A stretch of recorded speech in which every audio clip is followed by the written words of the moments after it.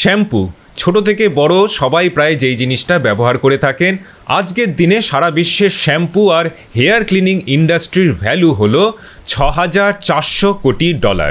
জানেন কি, plastic surgery থেকে শুরু করে চোখের ছানি অপারেশন, আধুনিক ফ্লাশ টয়লেট থেকে শুরু করে জামা কাপড়ের বোতাম, এই সমস্ত ছোট বড় নানা জিনিসের আবিষ্কার হয়েছে আমাদের এই প্রাচীন ভারতে, যা পশ্চিমে গিয়ে পৌঁছেছে কয়েক হাজার বছর পরে এবং আজকের পৃথিবীতে যেগুলো প্রায় নেসেসিটির পর্যায়ে পৌঁছে গেছে সেই লিস্টে এই শ্যাম্পুও আছে।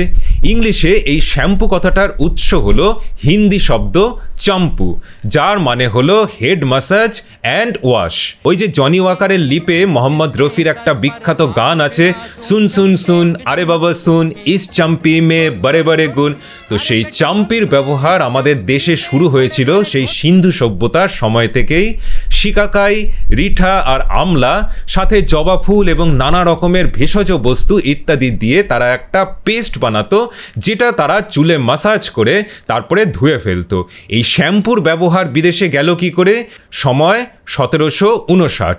বিহারের পাটনাতে নাপিত বংশে শেখ দিন মোহাম্মদের জন্ম।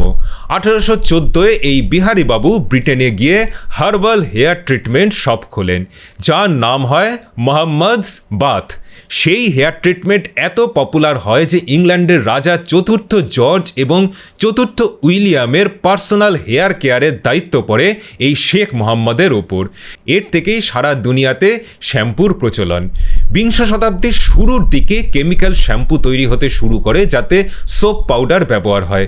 চুলের পক্ষে যা মারাত্মক ক্ষতিকর শুধু তাই নয়, এর ম্যানুফ্যাকচারিংয়ের সময় যে বর্জ্য পদার্থ নিষ্কাশন হয় সেটা পরিবেশ দূষণ করে, আর যা হলো ক্যান্সার রোগের কারণ।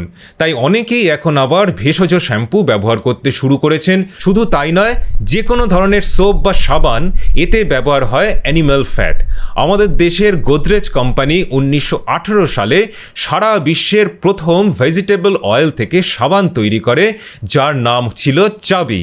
এর আগে 1916-তে মাইসোরের রাজা মহারাজা চতুর্থ কৃষ্ণ রাজা ওয়াদিয়ার মাইসোর স্যান্ডাল সোপ বানাতে শুরু করেন, যা চন্দন গাছের তেল দিয়ে তৈরি এবং যেটা ছিল সারা বিশ্বে প্রথম। প্রাচীন ভারতে রিঠা, মুলতানি মাটি, জবা ফুল বা পাতা, বেসন, নিমের নির্যাস ইত্যাদি ব্যবহার করা হতো চান করার সাবান হিসাবে।